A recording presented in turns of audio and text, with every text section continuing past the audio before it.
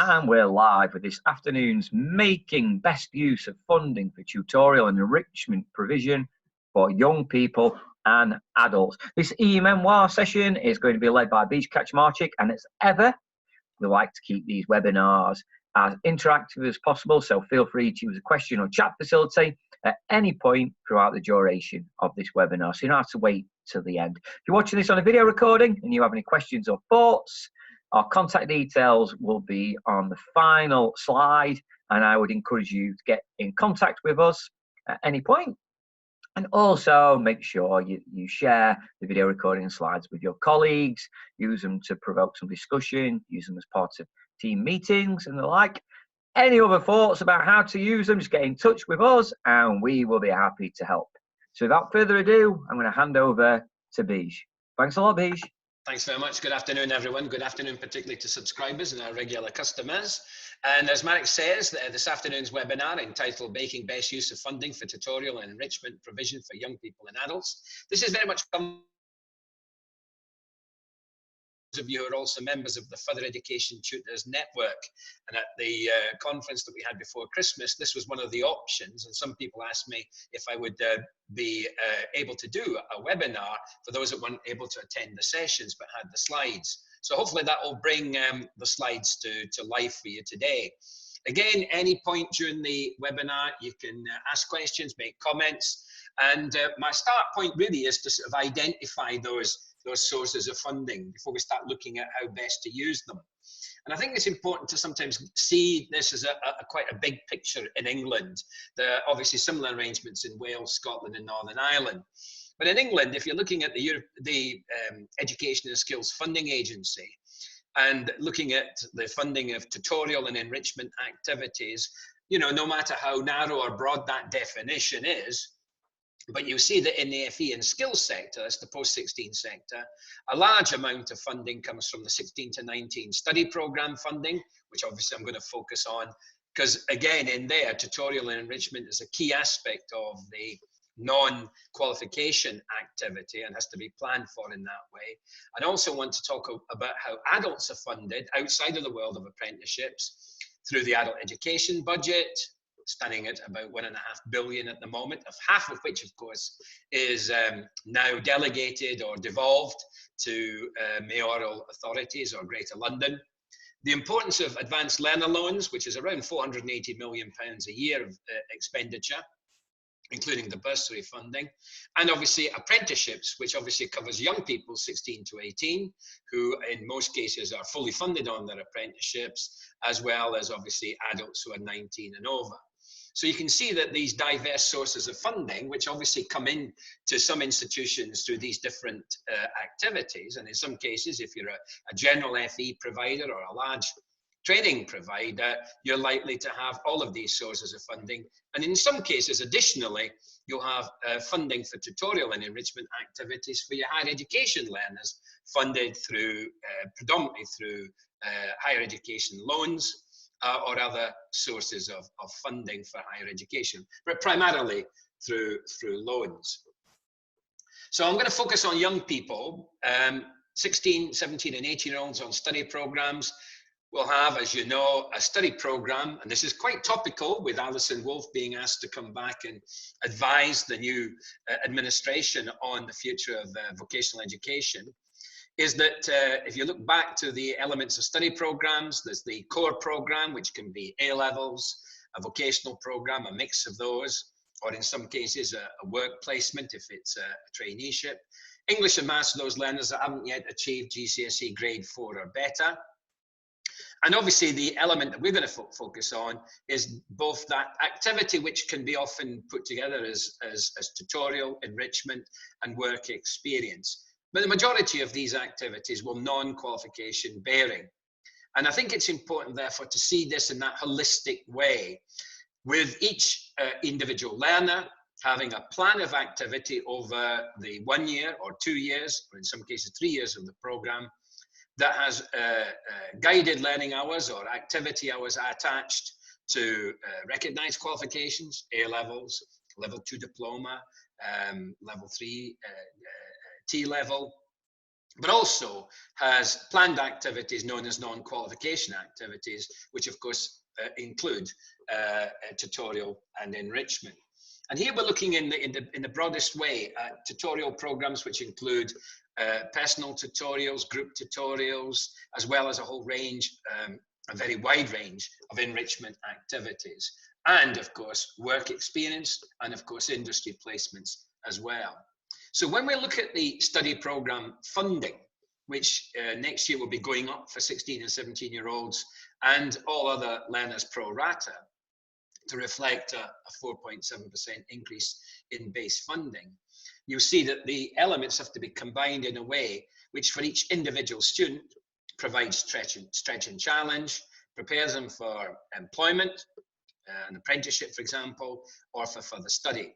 So all those elements, including careers, education, information, advice, and guidance, have all got to be put together in a holistic way. And the necessary requirement from the audit point of view to activate that maximum level of funding is that those planned hours for both qualification activities and non-qualification activities have to come to at least 540 hours in a year for a 16, 17-year-old, less so for an 18-year-old unless they've got high needs, where again the funding goes down when they're 18 compared to what they were securing when they were 16 and 17. So again, that's that holistic approach which says what's the destination that the learner is trying to achieve, if it's progression to employment, progression to apprenticeship, or to further study, and how can we combine all those elements, including tutorial enrichment. So tutorial enrichment is not an additional activity. In fact, in some organizations, they flip the core, and the core actually is those elements there, work experience, tutorial, maths and English, and then that is the core, and then wrapped around it is the vocational learning aim or the A levels or any combination of them. So again, that shows you the importance of these what we call non-qualification activities. Now these are sometimes put, and obviously on the ILR, they're recorded for young people as planned employability, enrichment and pastoral hours, EEP hours. So you see there that these are the typical examples of non-qualification activity, the tutorials that we'll be talking about, enrichment, broad range of things which can include British values, careers, international health and safety, well-being, mental health, sport, etc. Enterprise activities, you know, running mini companies, career and job guidance, which is wrapped right through the whole of the curriculum, in accordance with the Gatsby principles. And I think increasingly employability skills are being developed through these programs, coaching and mentoring for the individuals to achieve their personal targets, very much the sort of one-to-one tutorial. And then obviously work experience and placements are also part of that. Other activities can include cultural activities, visits, sport, leisure, and a whole range of volunteering activities. So these are all grouped together. And these hours have to be identified on each individual's plan of activity, the timetables, so as to activate the levels of funding. So when you start looking at the tutorial essentials, and I know we've looked at these in previous webinars on what makes for effective tutorials in study programs, and this is just an example from one college that the personal tutor role is defined and described there. And it's got very much what the tutor will be doing to help the learner settle, to design the program, work to their deadlines, meet the targets, to ensure that their attendance is good and that progress is good. Also where the liaison with parents, guardians, specialist advice, etc. Progression, and I'm sure many other things that you will include. So I think in all cases, we're assuming here that you will have a clear tutorial policy. Your practice will then deliver that policy. So the implementation will be clear through programs, through the people you allocate to it, whether they be personal tutors, mentors, coaches, or any combination of it. How well you promote it to your individual students so they're encouraged to attend it. So the attendance level is as high on that as on the core program or English and maths. And then how the tutorial program allows those learners to progress, particularly in terms of if they're progressing from foundation level programs to level 3, and obviously progression to HE and into apprenticeships and employment. So with those essentials in place, and I think increasingly, you know, given that we've got a new inspection framework, also that the tutorial programs, in terms of the content, focus very much on behaviours for learning. Now, these are behaviours that will ensure that learners do have clear start points established, have their progress monitored regularly, the schema build on the skills that they've already acquired, but also challenge them to learn new skills, and then obviously make sure that those learners are aware of what progress they're making. And there again, you can see the quote from a college that was inspected in the last framework, how important tutorial programs were. But the focus is not so much today on what is in a tutorial program, although I think it's useful to have got the essentials established there. It's how we make the most of the funding for them. So let me start with the funding for these learners who are on study programs. If you're a full-time student, 16, 17, with at least 540 hours, currently you're funded at £4,000 per year. It's pro rata if you're a part-time or an 18-year-old. That, by the way, is going to go up to 4,188, and I'll show you that for the new academic year beginning in August 2020. And as I said, funding for part-time students and full-time full-time 18-year-olds who have not high needs, by the way, is a proportion of the full-time rate. And also to know that in most study programs, a weighting will be applied to the program that reflects the higher hourly cost of delivering things like engineering construction. By the way, they're also going to go up this year, and that was part of a previous webinar that I've done. You do understand, therefore, that one of the key aims of a tutorial program is to ensure that learners are attending well on their programs and that they're retained to the completion of their main learning aim. If they don't, of course, then that loses 50% of your funding. So sometimes it's worth emphasizing that one of the benefits of a really well-structured personal tutorial program, group tutorial program, and enrichment program is its impact on retention. And obviously, what is also available, there are funding sources for disadvantaged students, whether they're coming from, what do you call it, low-income postal codes, which can include add another third to the value of that program, as well as what we call Block 2 disadvantage funding, which can give you another £480 for any learner that hasn't got English or maths at grades 4 to 9. And obviously, if they don't have both, that's another £960. Now, these are all funds. The core plus these additional funds are all going into your total allocation for young people, and they can be used, obviously, to fund the tutorial and enrichment programs. So there's no additional funding for them. It comes from that core funding plus any disadvantage funding through the formula. Those of you who are located in London and the Southeast, all of these are then increased by 20%. And obviously that to reflect the higher cost of delivery, and also to note that those learners who are on T levels will have a different level of funding. There's also additional funding for doing higher level maths, that's level 3 maths programs. You know, these other aspects of the formula. And also to note that any learner whose total costs of additional support come to at least £6,000, then these are partly funded through the formula, but also through a top-up funding from the home local authority. So these are all the sources of funding that go in to create your total allocation for young people. So here's the table for next year of funding bands. And you can see that if the majority of your learners that are going to be engaging in tutorial and enrichment are 16 and 17, there's £418 before any weightings, before any uplifts, and then obviously it's prorated for part-time students and 18-year-olds. Got a question there? Why are 18-year-olds less well funded than 16, 17? The assumption is, unless they're high needs, is that they need less funding because after 2 years, or by the time they get to the second year of their study program, you won't need as much resource since they will have completed hopefully their English and maths if they've not already done so, and any other elements that were needed to induct them and familiarize them with the requirements of their programs. It's also to save money. It would have, if you know, several years back when we had to find savings in study programs, it was either knocking the funding down for all 16, 17 and 18-year-olds. Let's focus just on 18-year-olds. Here's the T-level funding, which includes now the increased rates. So you can see that the first 3 T-levels, by the way, are in band 7. And again, you can see there that those hours are planned over the course of 2 years. This is this is the funding rate over 2 years. You can just see that just over 10,100.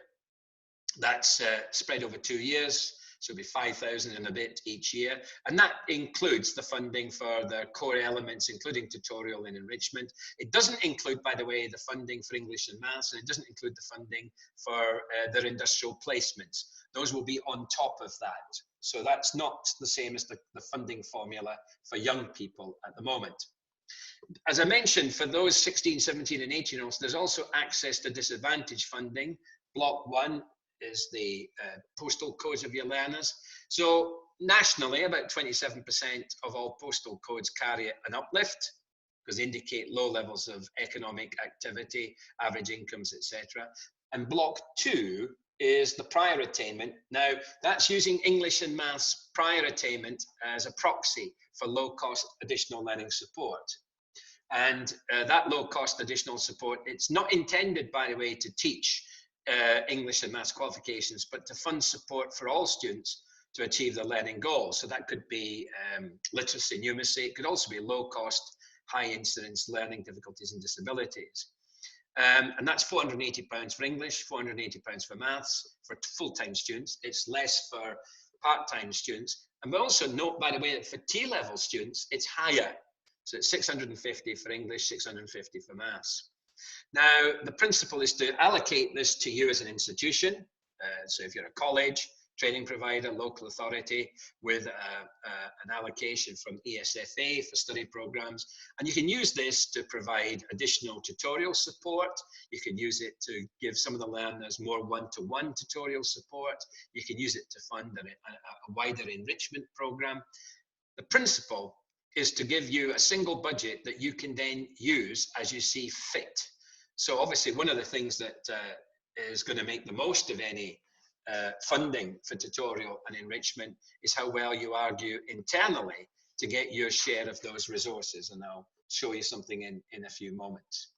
Now for T-levels, inside the T-level funding, which I talked about, that funding, you will see that there's a T-level program over 2 years, roughly 900 hours a year.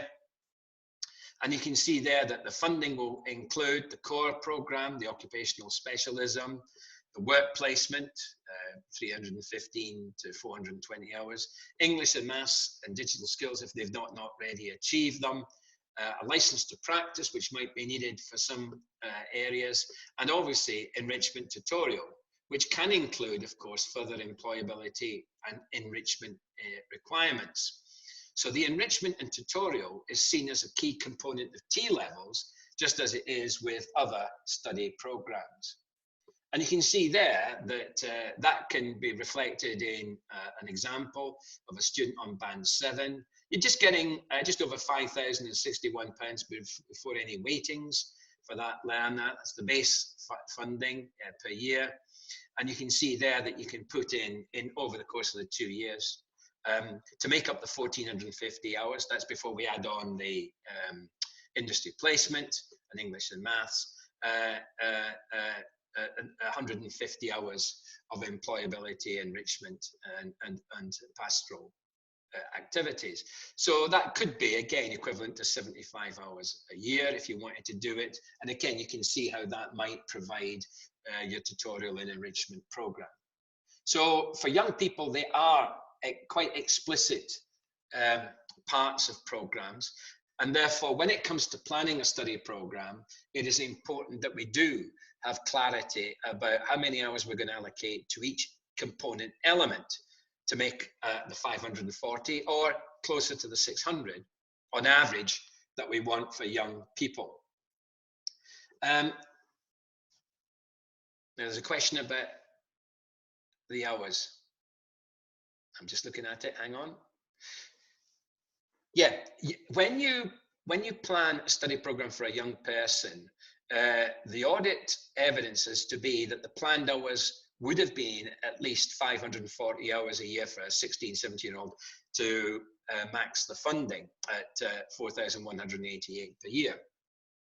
Now that's got to be shown in plans, timetables, so that we know that if the person's with us for 35 weeks or 34 weeks, we know roughly what the distribution of hours is between the core learning aim, between English and or maths, if that's required, the tutorial, enrichment and work experience. And then that is your planned hours, and it's that you're trying to ensure meets that minimum level of 540 hours, but is closer to 600 hours as an average.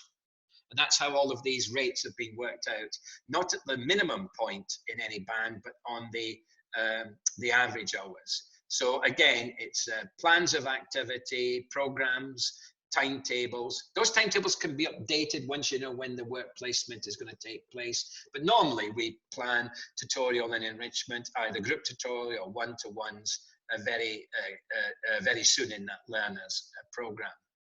So from the audit point of view, you've got to indicate the hours that you plan to give those young people. And obviously for apprenticeships, you have to plan, for example, the off-the-job elements, show how those hours have been calculated. And of course, now you also have to show the actual hours, not just the planned hours for apprenticeships. But I'll come back to that near the end of this webinar. Now, the other element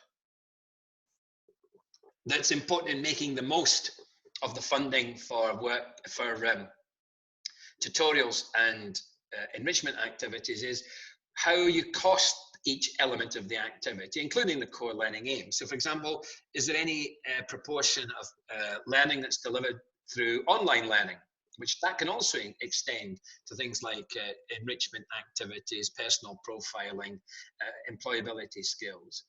And more appropriately, I think, with tutorial enrichment is what kinds of staff do you use for tutorial and enrichment activities? So, for example, are you using mentors, coaches, full-time lecturers or tutors, volunteers for enrichment, sharing your enrichment activity with other, for example, providers through a partnership? And all of these are very important aspects of making the most of the funding for it. But I think with the new inspection framework, there's also that emphasis on the third eye, the impacts. So how do these different elements ensure the learners progress in learning so that they're building on what they already know, taking account of the start points? What is it doing in terms of where they end up in terms of outcomes and destinations? And obviously that all translates into how your investment in tutorial and enrichment improves retention, attendance, retention, achievement, etc. So it is important, therefore, and this is an important premise that we make, is that tutorial and enrichment are planned just as much as the core programs, planned just as much as English and maths, so that the learners, the individual learners, have a clarity about what they're going to be doing. So, for example, one of our level 2 learners doing a level 2 certificate, this is one of ours, is planned 340 hours of vocational qualification. That's 10 hours a week for 34 weeks. The tutorial enrichment, I'll come back to in a minute. The work experience, which is a full week, is with an external employer. That's 35 hours. They have 102 hours of English and 102 hours of maths, this learner. So you can see that they're bringing in, or this year they're bringing in £4,000. Next year will be 4,188 for roughly 616 hours of planned activity. Now, if you look at the tutorial and enrichment, that's 37 hours that are being planned for that individual. That's 1 hour a week for 34 weeks of group tutorial, and that follows a tutorial enrichment program, which includes many of the elements I showed you earlier: health and well-being, mental health, international, environmental, personal health and hygiene, British values, etc. And that's not the only place that these happen. They're obviously also happening in the vocational programs. And then there's 3 hours of one-to-one tutorial. So every 6 weeks, each individual has a half-hour meeting with their personal tutor to review their progress, to review their attendance, to review how they're progressing against what the targets are, and also to cover various aspects of the careers and information that they need for progression. Does that look fairly typical again? Again, if you're looking at a level 2, 16, 17-year-old, can we just say, just look at, show your hands if that looks like a typical type of allocation of hours for one of your 16, 17-year-olds on a level 2 program? Yeah, some hands are going up there. Thank you all. Yeah, the question is, who does the tutorial enrichment? What kind of staff are you using? Well, actually, that links up nicely with the next slide. Because remember that 616 hours, it's 76 hours more than the 540 we need to generate that funding, but it's close to the average, which is 600, which is expected. How can we afford that? Well, it's about using the right types of staff. So, for example, I've broken down making the most of your funding for tutorials, not just about understanding how much you're getting, it's also how much it's costing to deliver. So the vocational program is delivered by lecturers at an average price of £50 a group hour. So that would mean we'd need about 14 or 15 students in that group. There's also a bit of online delivery there. The work experience doesn't involve, because we basically, once we've set it up, we have a mentor or assessor visiting the person for 2 hours in that week. So that's the cost there. Tutorial, you can see, has got 34 hours of lecturing time. So that's when the group, so that tutorial group could be 18 to 20 learners. Most of them would be in a similar program, similar level. And you would say that that lecturer takes them through a program very similar to the one I described earlier. But also we have, each learner has a personal mentor who's allocating 3 hours to them. And that's at a different price. I won't say it's always at £25, it might be £30, but it certainly won't be £50, because we have obviously mentors or coaches, performance coaches, who do the one-to-one work with individual learners. Now, those individual coaches also have contact with the tutors that teach them on the level 2 program, as well as the tutor that runs the group tutorial. So there's a communication requirement there between those different. So again, the price there would be at either £25 or £30, but certainly not £50 per individual hour. And most of our mentors and performance coaches are subject specialists in the same area as those learners. So if this was, for example, in performing arts, the chances are that the mentor or professional coach has also got a performing arts background. Wherever possible, that's done, or at least a similar occupational background. And again, that follows that's fed into the system to know where the learners are on target, and then obviously necessary actions can be taken to get them back on to target. Also, those learners that are drawing down additional funding because of their individual needs might have more of the one-to-one, and that's how we might pay for that, or might have a wider range of enrichment activities available. In this case, most of the enrichment activities are being delivered through the group tutorial, as I said. And then when there are additional ones, for example, team sports, etc., those are also given an allocation or delivered by volunteers. So here's an example of how we can make the case. Now I'm giving you this, I'm making some very simple assumptions here, but this is quite important if you are a pastoral manager, head of student services, the learner experience. I'm just giving you how you can make the case for resources, because each program area, I can imagine each area such as English and maths, the vocational areas will want their share of the resources. Now, you know that each one of those learners is bringing in this case, let's say an average of about £4,200. And let's assume that the average program is 600 planned hours. So we can then say that each hour that a learner is retained is earning us about £7. So if we give each learner 37 hours of tutorial time, that means that they will be taking £259 out of the total £4,200. So we're giving, and what we're saying here in effect is that the tutorial activity earns some income, £259 out of each 4,200 that we earn for a full-time learner. So if we've got 2,000 eligible learners, that would give us a budget of just over £518,000. So, and in my institutions, we do that. So we have a head of learner experience that in effect is given this as a nominal budget, and then they have to allocate it across group tutorials, across one-to-ones, and any other enrichment activities. And let's just say that they've got group tutorials, that's 34 hours. So if we have 20 in a group and we've got 2,000 learners, we've got 100 groups. Each is getting 34 hours. That comes to £170,000. By the way, I've costed the lecturer at £50 per hour. That's the direct cost of the lecturer.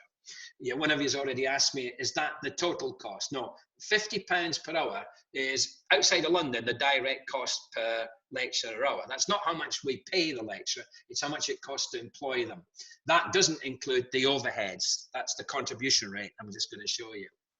If we know that we're using a personal coach or a performance coach at £25 per hour direct cost, and we've got one-to-one tutorials and we've got 2,000 learners, we're going to need 6,000 hours at £25 is 150,000.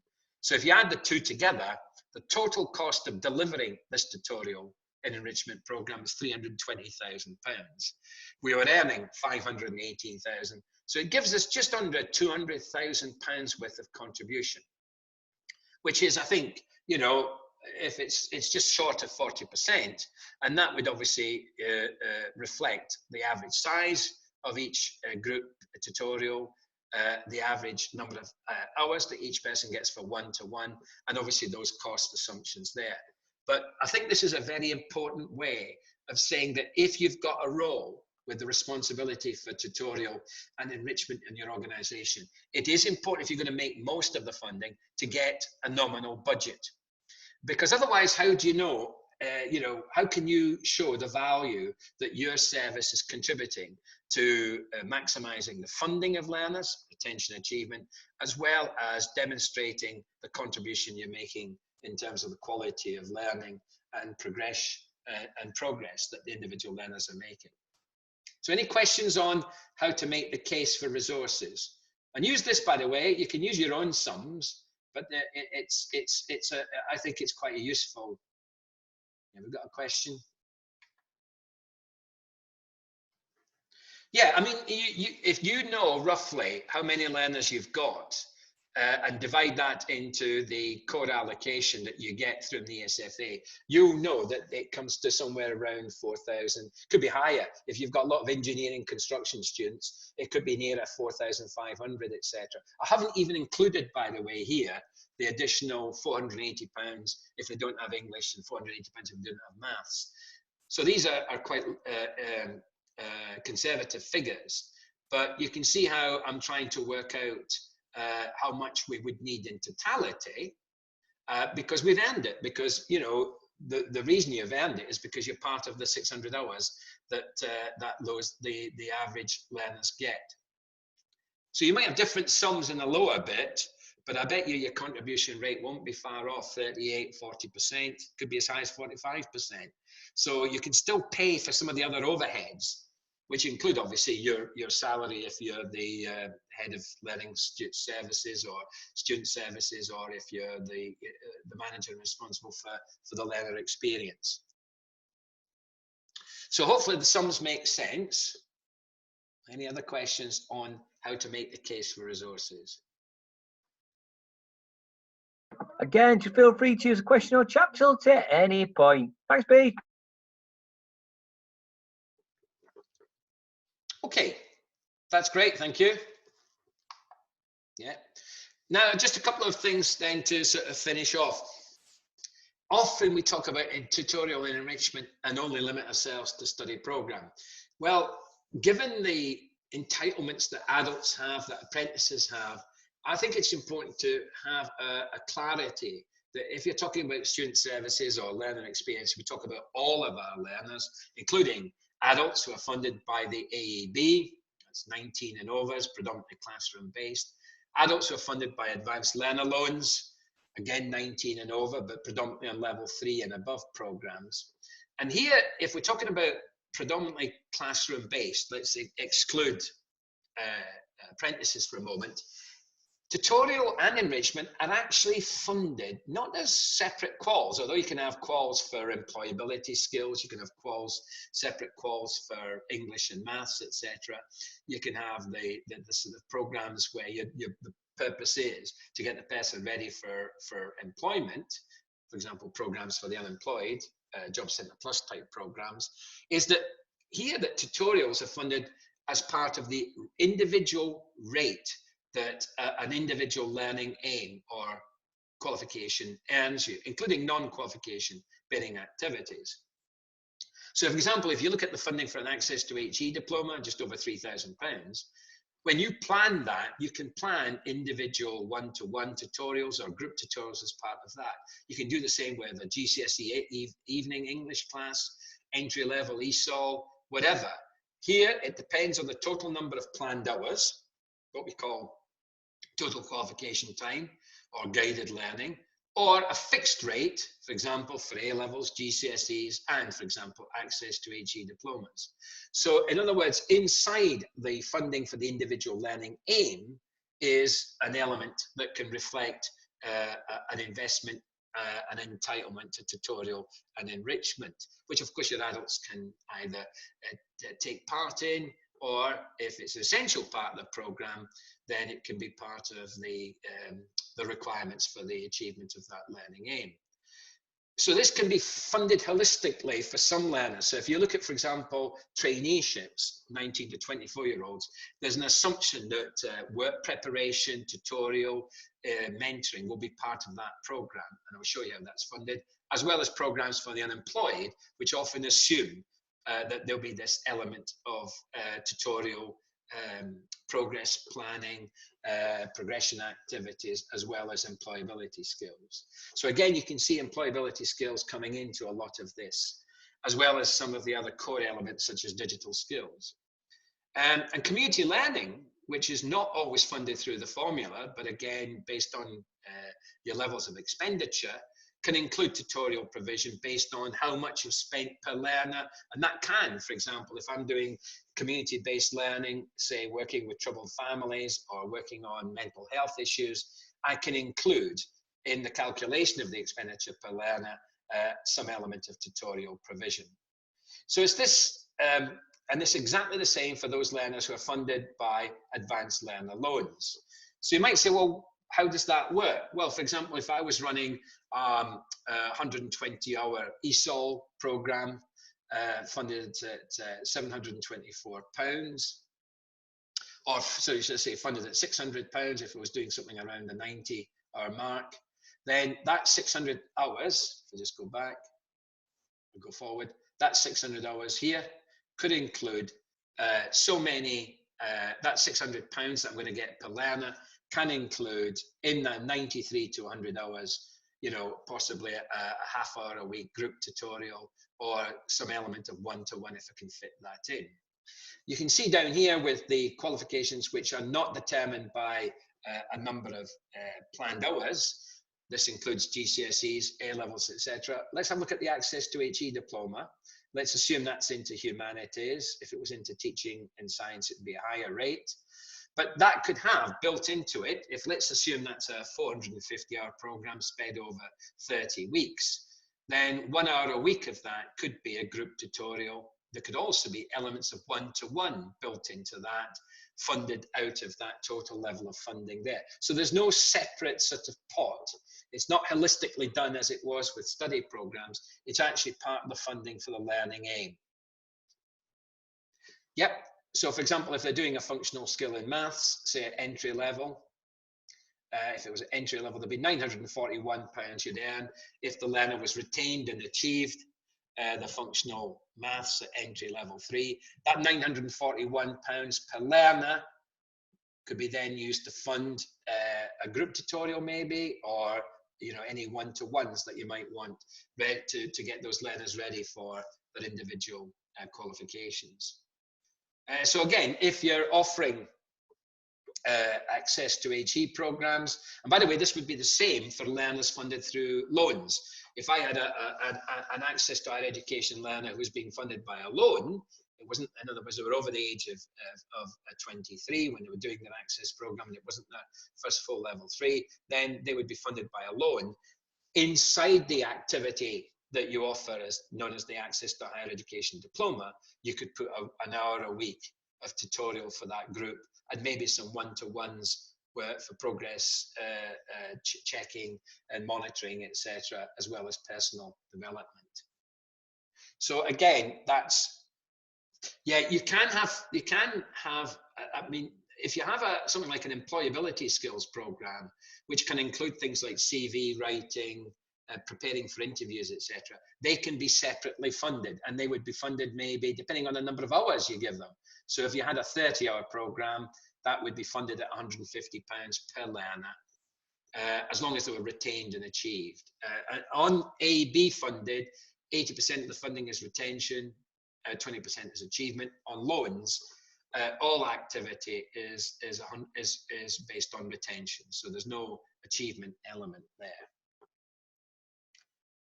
Yeah, there's an interesting comment coming from one of our listeners there that we don't include tutorial programs inside those bigger adult programs. I wonder why not, because again, how do you look at some of the skills that are needed, the study skills, the one-to-ones, the personal progress? You know, these are all aspects of it. If they're wrapped up into the core program, it doesn't matter. But I think, again, how would you evidence things like in a new inspection framework, what impact you're having on behavior and attitudes, and how the individual learner's personal development is being developed through the program. And that must include things like employability skills, as well as a wider awareness of British values, etc. And here's an example, by the way, of one of our trainees. These are in the active and healthy living area. Most of these will be going on to progress onto apprenticeships. And you can see there that these are all 19 to 24s. The tutorial, work preparation, and work placement are actually funded in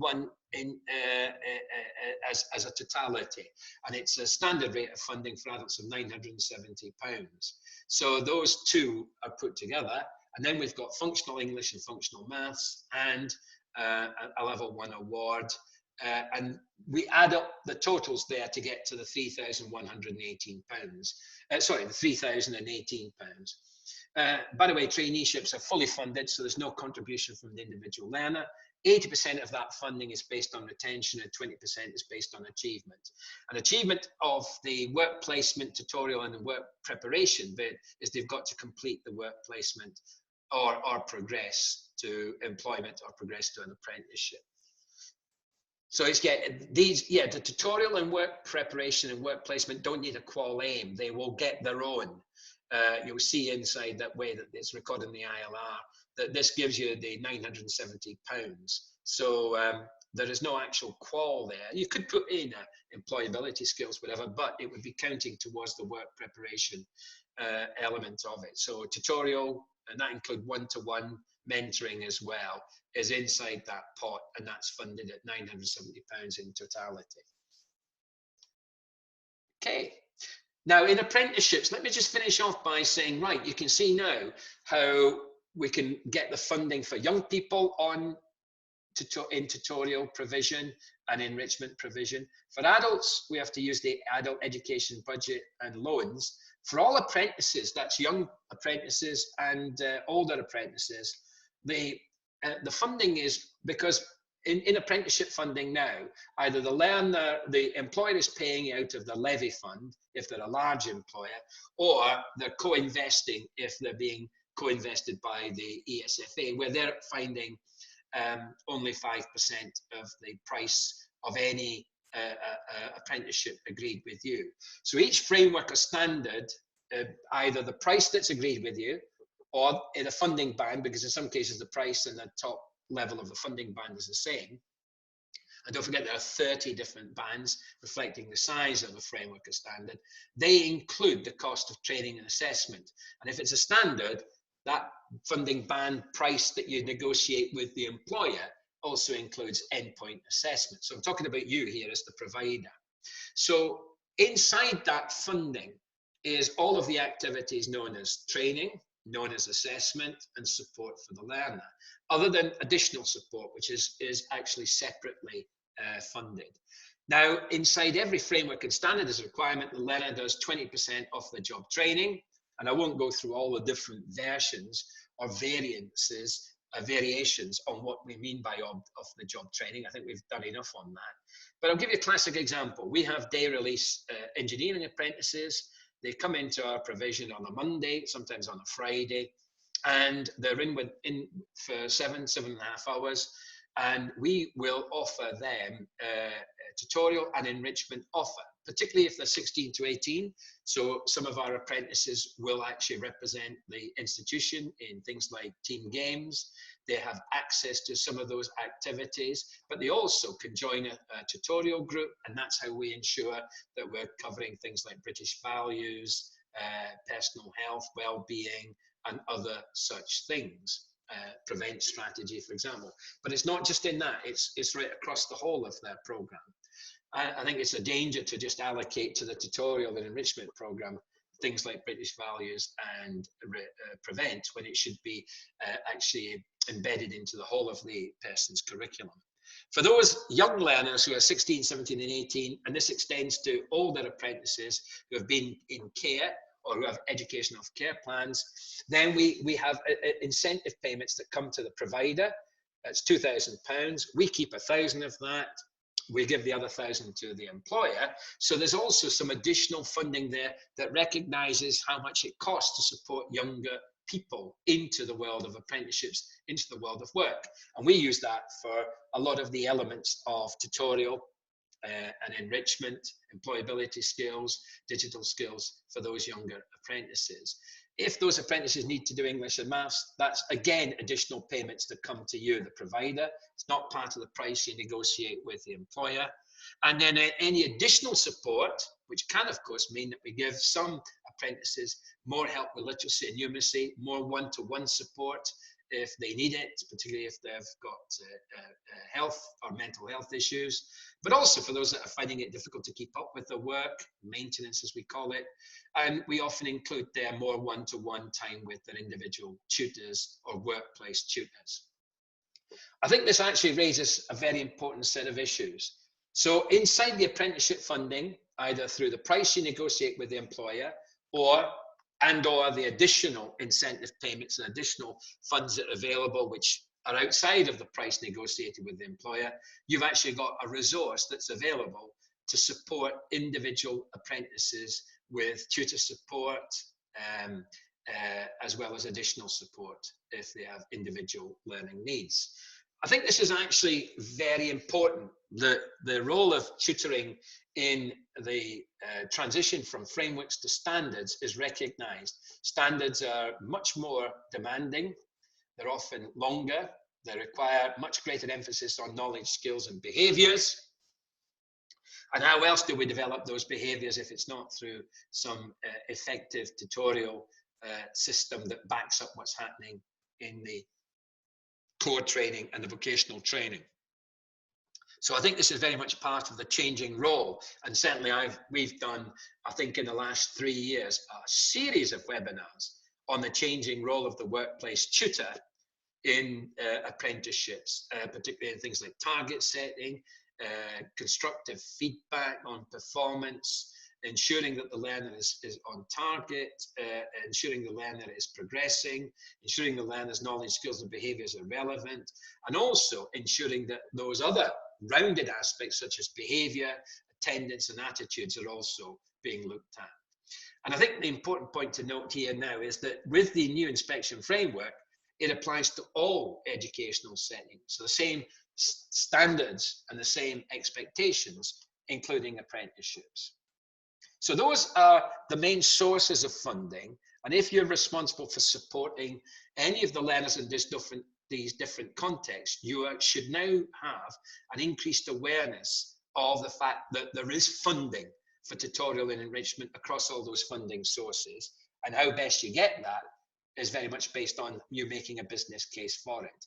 But with the new inspection framework, particularly with behaviour and attitudes being separately graded from personal development, then what we know is that Ofsted's focusing on knowledge and skills, challenge, curricular goals, progress, etc. Schemas, which is how you build up the learning, not a scheme of work, by the way. So how it builds, how you scaffold it, there's bits that can be the core that go across several areas of learning. All of those, I think, are really sort of still saying that what they're underpinned by is that really solid relationship between the training provider and the individual learner, and whatever context they're in. And that's very much the role of the tutor, the personal tutor in particular, but not to ignore the role of the different subject tutors as well. And I think that curriculum intent, in terms of what we're trying to do to develop each individual, has got to be translated into an appropriate implementation strategy. And that includes, how do you structure tutorial and enrichment? How do you ensure that those programs are promoted effectively to learners? And then how do you measure what the impact of them is? And just to take from the handbook, the first two do relate to study programs. So that's young people. And you can see what inspectors will be looking at. A purposeful curriculum, progression and stretch, and where relevant, that includes non-qualification activities, such as tutorials. You can see the next quote, high levels of punctuality and attendance, conduct and attitudes, including in non-qualification or enrichment activities, and how well that prepares them. And then the third one is the bit that looks at adult learners, and similarly for apprentices, and how well our programs develop personal, social, employability skills. So these are all areas that have to be recognised, being judged, and it's important aspects of these that help you to make the most of the funding for tutorial and enrichment activities. So hopefully that's raised some questions. Thanks very much for the questions that have been posed. Got you to think about how to make the most of the funding now that you know that there's funding available from all those different sources. It's how we make the best use of it and how we make the best business case for it. And I've shown you an example certainly for young people on study programs. Are there any more questions, Mary?